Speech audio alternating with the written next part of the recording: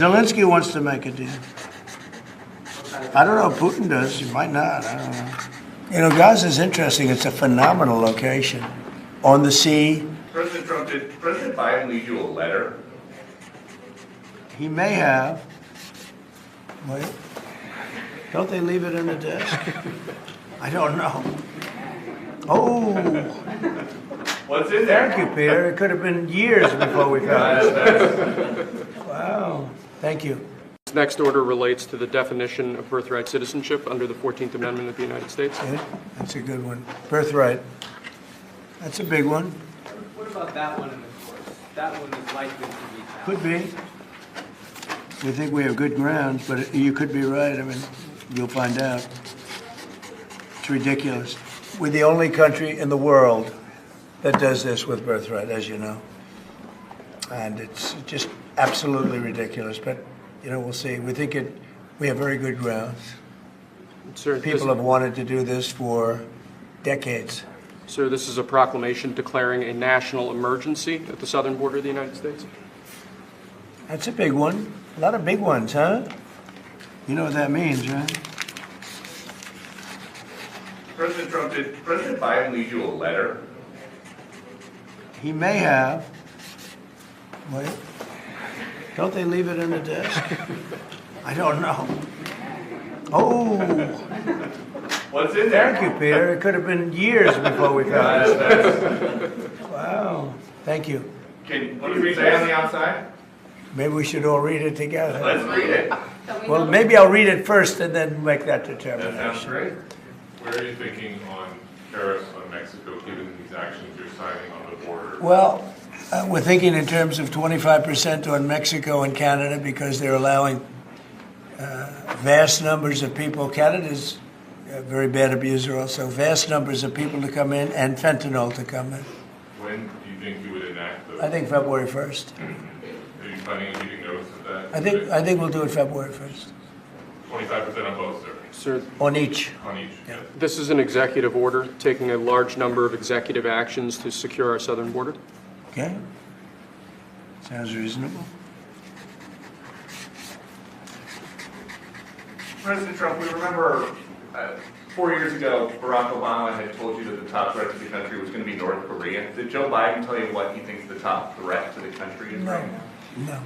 Why not? I think we have a lot of them.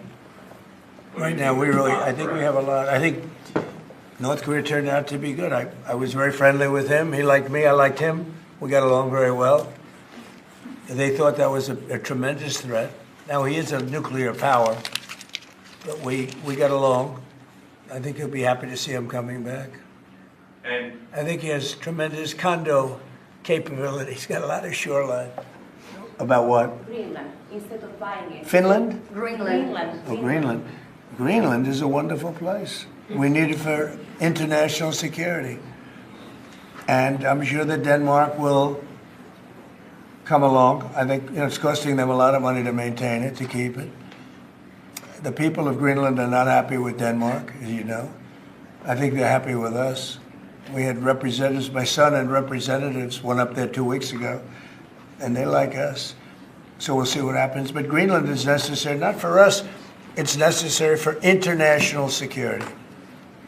You have Russian boats all over the place. You have China boats all over the place, warships.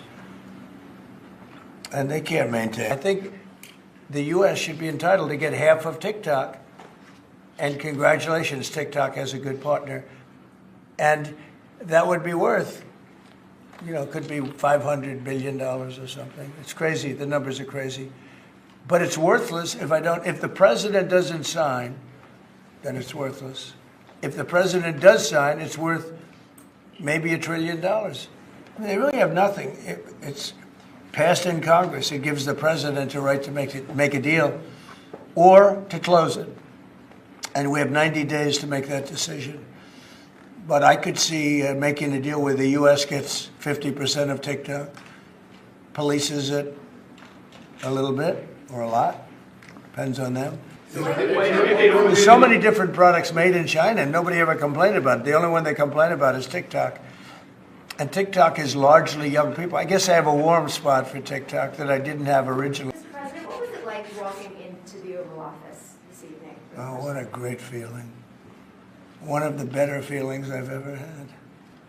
I have to speak to President Putin. We're going to have to find out. He can't be thrilled. He's not doing so well. I mean, he's grinding it out, but most people thought that war would have been over in about 1 week. And now you're into 3 years, right? So he can't be thrilled. It's not making him look very good. Zelensky wants to make a deal. I don't know if Putin does. He might not. I don't know. He should make a deal. I think he's destroying Russia by not making a deal. I looked at a picture of Gaza. Gaza is like a massive demolition site. That place it's really got to be rebuilt in a different way. Do you plan to help rebuilding Gaza? I might. You know, Gaza is interesting. It's a phenomenal location. On the sea, best weather. You know, everything's good. It's like some beautiful things could be done with it, but it's very interesting. But some fantastic things could be done with Gaza. If you ever had to call on one of them for advice about anything that's going on here, which one would you call? It's interesting. Well, I thought Bill Clinton was a very good politician. I don't think he was used properly. I think they disrespected him. When Hillary was running, he came back and he said, you know, you better get up to Michigan and Wisconsin. So, but Bill Clinton he had a great political sense, I think. You looked like you were having a good conversation with President Obama at President I Carter's was. funeral. And you'd like to know what it was? Everybody. Everybody wants to know. I know, I wouldn't want to, but we were having some crazy conversations. I was surprised that President Biden would go and pardon his whole family, because that makes him look very guilty. You know, I could have pardoned my family. I could have pardoned myself, my family. And I said, if I do that, it's going to make me look very guilty. I don't think I'd be sitting here, frankly. If I did that, I don't think I'd be sitting here right now. I was a little bit surprised that he did it, because it makes him look guilty. I mean, he's going to have to live with it. Now, with that being said, it's unbelievable precedent it creates for a president. But the precedent is unbelievable. Now maybe every president that leaves office, they're going to pardon every person they ever met.